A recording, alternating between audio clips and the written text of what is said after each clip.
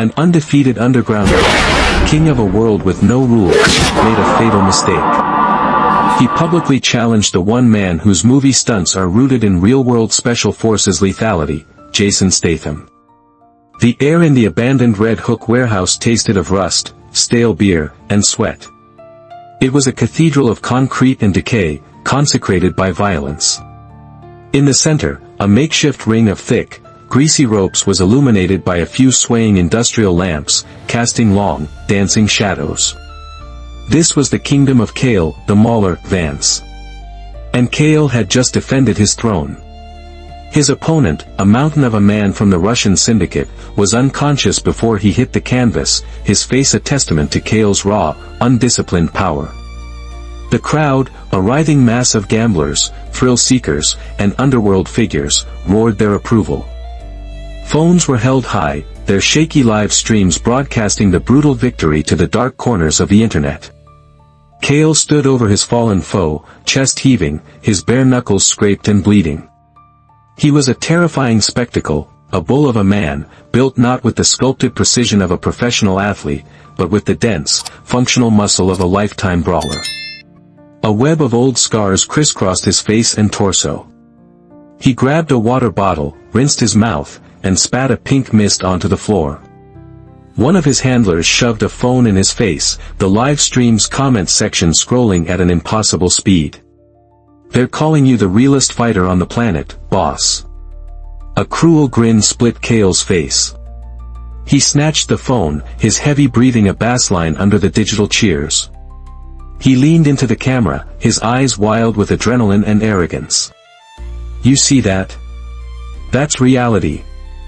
No gloves, no rounds, no judges saving you.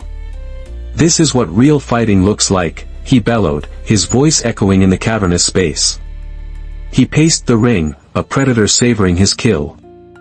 "I hear them talkin', all these UFC guys, these boxers, they're athletes.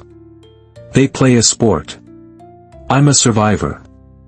I fight to eat." He paused, a new, more malicious idea taking root. "And then you got the movie stars. The guys who get paid millions to pretend to be tough." The crowd booed in agreement. "All those choreographed fights, the stunt doubles, the fancy camera cuts, it's a joke." He stopped pacing and stared directly into the phone's lens, his voice dropping to a conspiratorial growl. "I'm talking about you, Jason Statham." A murmur rippled through the warehouse. The name was known. It carried weight. "Yeah, you heard me," Kael sneered. "Mr. Special Forces. Mr. Tough Guy. All that fancy jumping and kicking you do on screen. That's not fighting.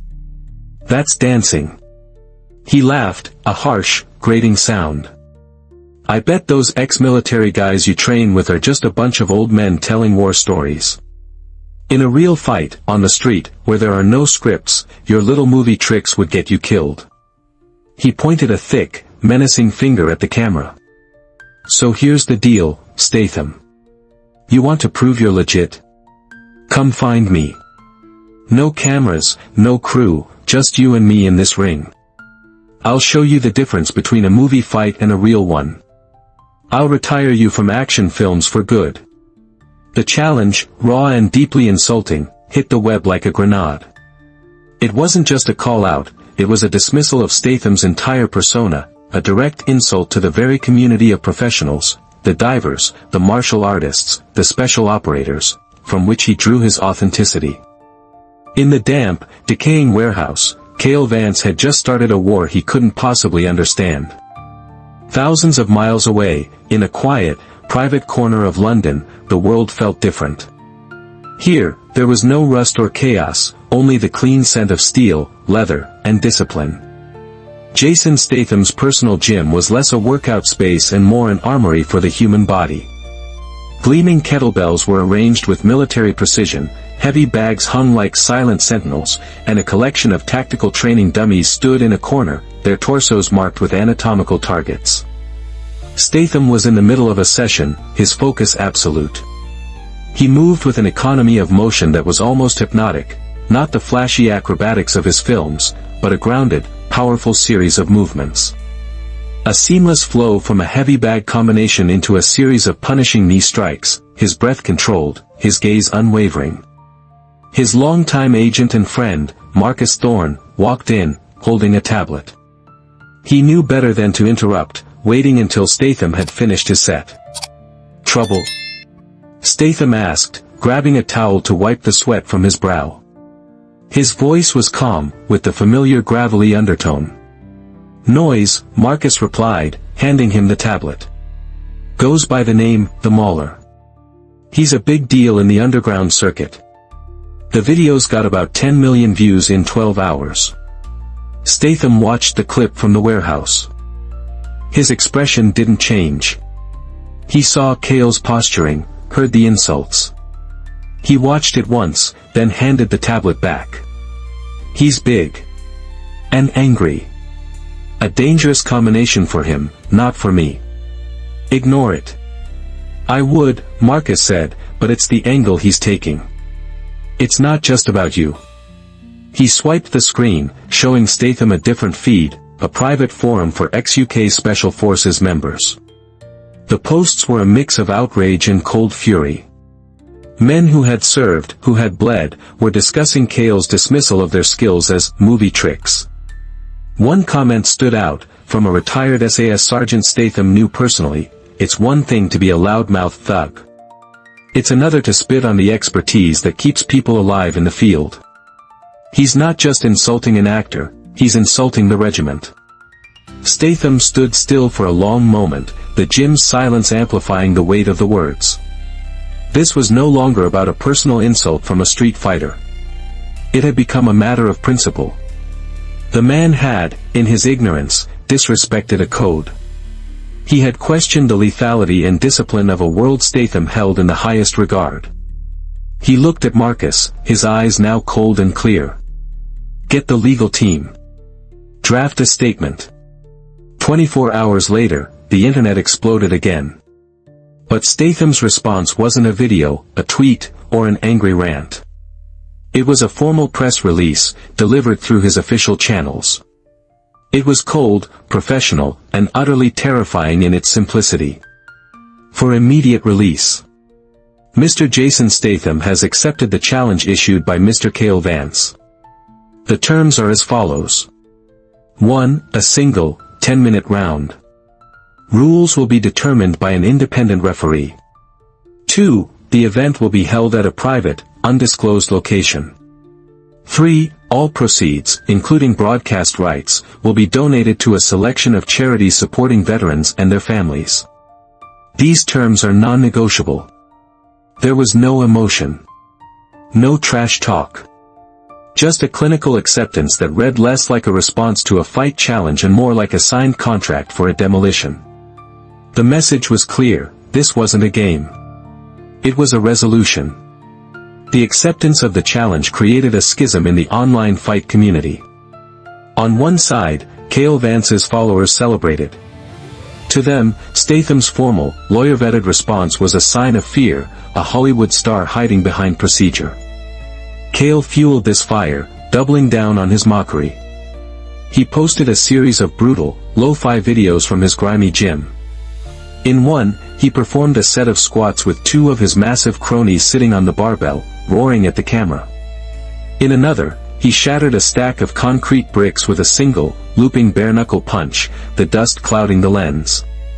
The caption read, "This is what real power looks like, Jason. No stunt wires needed." He was selling a narrative of raw, untamable force against what he portrayed as polished, fake technique. On the other side, a quieter, more analytical community was dissecting Statham's silence. They understood that men of his background didn't waste energy on words. The silence itself was a weapon. Their speculation was rewarded not with an official press release, but with a leak. A grainy, long-distance video, clearly shot by a drone, surfaced on a military-focused blog. The location was remote, the windswept, unforgiving terrain of the Scottish Highlands. In the video, Statham and two other men, their identities obscured but their movements screaming elite training, were engaged in a CQC, close-quarters combat, drill. There were no flashy kicks or acrobatic flips. It was a brutal ballet of efficiency. The footage showed Statham neutralizing a simulated knife attack, not by blocking, but by redirecting the attacker's momentum, controlling the weapon-bearing limb, and ending the engagement with a series of precise, disabling strikes to the collarbone and floating ribs, all in under 3 seconds. Another sequence showed him disarming a simulated firearm, the movements so fluid and economical they were hard to follow. The video was chilling. Kael's training was about generating overwhelming force. Statham's was about dismantling it with surgical precision. The leak went viral, shifting the narrative. The question was no longer about who was tougher, but about what would happen when a sledgehammer met a scalpel. The event organizers, a shadowy consortium that managed the underground broadcasts, secured a venue that perfectly matched the fight's escalating mystique, a decommissioned aircraft hangar in the English countryside. It was a vast, cold, echoing space, far from the glitz of Las Vegas. There would be no general admission. The guest list was a curated collection of power, a handful of Hollywood's most respected action stars, several decorated military officials, a few stoic-faced men who were rumored to be the heads of London's criminal underworld, and a global audience watching on a secure, encrypted pay-per-view stream. The night of the fight, the hangar was electric with a tense, hushed anticipation. Backstage, Kael Vance was a caged animal, pacing his makeshift locker room, slapping his own face, psyching himself up. He was surrounded by his entourage, the air thick with bravado and nervous energy. In another room, Jason Statham was the picture of calm. He sat on a simple wooden bench, wearing plain black shorts and a gray t-shirt. He wasn't meditating or listening to music. He was methodically wrapping his own hands, a ritual of focus and preparation. His movements were deliberate, his expression unreadable. Marcus stood by the door, fielding last-minute calls. "He's ready," Marcus said simply. Statham finished his rap, made a fist, and stood up. He gave a single, sharp nod. He wasn't preparing for a performance. He was preparing for a task. The announcer's voice, amplified by a powerful sound system, bounced off the cold steel walls of the hangar. In this corner, fighting out of the streets of London, the undefeated, undisputed king of the underground. Kael The Mauler Vance. Kael burst into the light, a primal roar erupting from his throat. He pounded his chest, his eyes scanning the select crowd with raw defiance. He was pure, unadulterated aggression. And in this corner, the announcer's voice shifted to a more respectful tone, actor, athlete, and master of multiple combat disciplines. Jason Statham.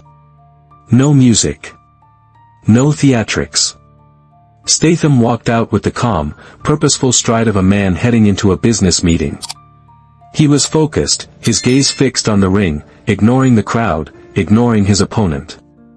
The contrast was stark, a raging inferno versus a block of ice. The referee, a stern-faced former Royal Marine, gave them their final instructions. Kael stared daggers at Statham, bouncing on the balls of his feet, radiating menace. Statham's eyes were locked on Kael's center mass, his expression utterly neutral. The bell rang. Kael exploded from his corner like he was shot from a cannon.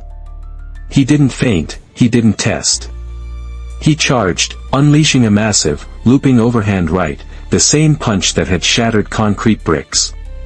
It was a knockout blow, designed to end the fight in seconds.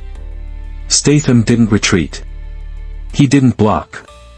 In a move that defied instinct, he took a small, precise step forward, into the arc of the punch.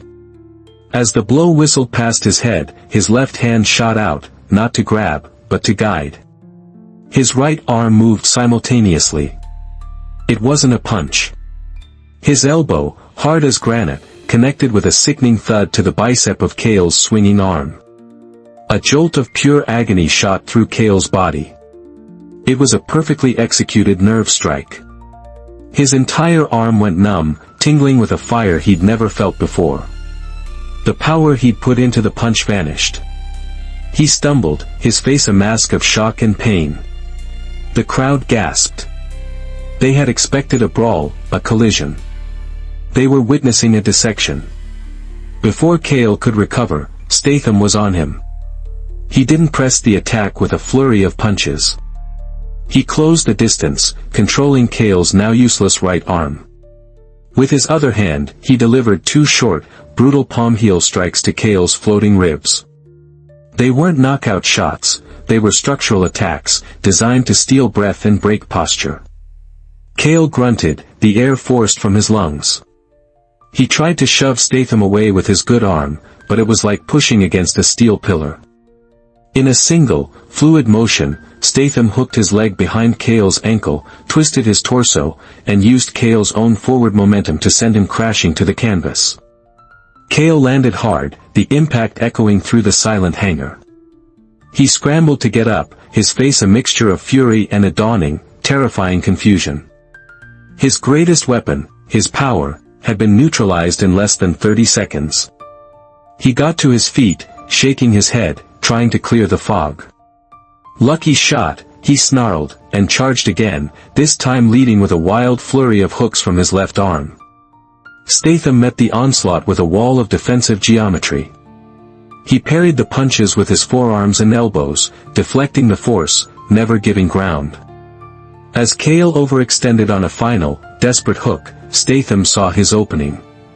He ducked under the punch, pivoted, and drove the point of his shoulder directly into Kael's solar plexus. It was over. Kael Vance collapsed. He didn't fall, he folded. All the air, all the fight, all the rage emptied out of him in one ragged gasp. He knelt on the canvas, clutching his stomach, unable to breathe, unable to move. His eyes, wide with disbelief, stared at the man standing calmly before him. The bell rang. The fight was stopped. Statham didn't raise his arms. He didn't smile. He simply took a step back, gave a slight, almost imperceptible nod to the referee, and turned to walk to his corner. The job was done. The hangar remained in a state of stunned silence, the audience having just witnessed the brutal difference between a fighter and a professional. The silence in Kael's locker room was heavier than the humid air of the warehouse he called home. The usual cacophony of his entourage was gone, replaced by a thick, suffocating quiet. He sat on a bench, a towel over his head, his body aching in ways he'd never experienced. It wasn't the dull throb of a brawl, it was the sharp, specific pain of targeted damage. His arms still tingled, and every breath was a reminder of the precise, debilitating strikes to his ribs. He wasn't just beaten. He was deconstructed. His power, his rage, his intimidation, the pillars of his identity, had crumbled into dust against a wall of calm, calculated efficiency. The door creaked open. Kael didn't look up. "Get out. No interviews. I'm not a reporter." The voice was quiet, level, and instantly recognizable. Kael's head snapped up. Jason Statham stood in the doorway, his silhouette framed by the stark hallway light. He was dressed in a clean tracksuit, looking more like a coach than a man who had just won a fight. Kael tensed, a flicker of his old defiance returning. "Come to gloat? To finish the job?" Statham ignored the question. He walked in slowly and sat on the opposite bench, leaving a few feet of tense space between them. "The medic checked you." Kael just stared at him. "You have rage," Statham said, his voice matter-of-fact. "That's a powerful engine. Most men don't have it." The unexpected compliment threw Kael off. "Yeah. A lot of good it did me." "That's because you let it drive," Statham continued, his eyes steady and analytical. "It controls your timing, your technique, everything. You become predictable. In my world, we are the driver. The rage is just fuel. You use it when you need it, you turn it off when you don't." He leaned forward slightly, his intensity palpable. "There's a fundamental difference between us, Kael. You fight to inflict pain. It's about domination, about breaking the other man. I fight to end the threat. It's a problem to be solved, as quickly and efficiently as possible. Pain is just a byproduct, not the goal. Every word landed like a precision strike. Kael's shoulders slumped. The anger drained out of him, replaced by a hollow feeling of understanding. He finally saw the chasm between them. He had been playing checkers while Statham was playing three-dimensional chess. I never looked at it that way, Kael muttered, the words tasting like ash. I just thought, more power, more force. That's the first lesson, Statham said, a flicker of something that might have been respect in his eyes. He stood up. You have the raw material. More than most. But it's buried under a mountain of bad habits. A desperate, impulsive question escaped Kael's lips. Teach me. He looked up, his eyes pleading. Not how to fight.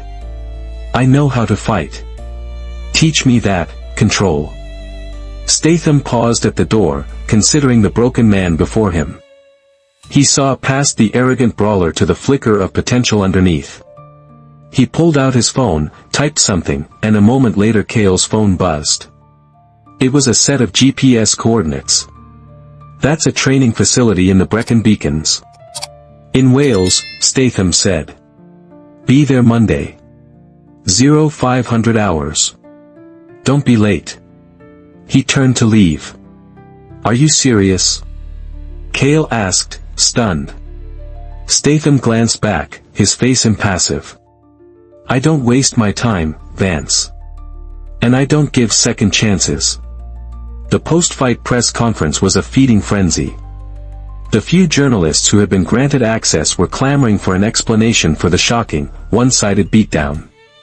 Statham, true to his nature, did not attend. He had already left the hangar. To everyone's surprise, Kael Vance walked out onto the stage. He moved stiffly, his face bruised, but his eyes were clear. The swagger was gone, replaced by a heavy, humbling clarity. He walked to the podium and stared out at the flashing cameras. What happened tonight, Kael? A reporter shouted. Kael took a deep breath. I got a lesson, he said, his voice quiet but firm. The room fell silent. I went in there thinking this was a fight. It wasn't. It was a professional intervention.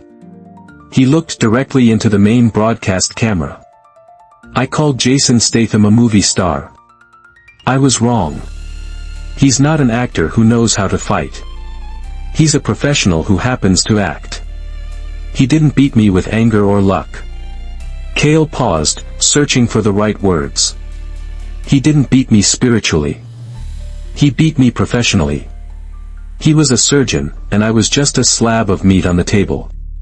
He took me apart, piece by piece. The admission was so raw, so honest, it left the room speechless. The king of underground violence had been publicly humbled, and in doing so, had found a new kind of strength. Days later, the sun had not yet risen over the Welsh mountains. A cold, persistent rain fell from a grey sky, turning the rugged landscape into a sea of mud and mist.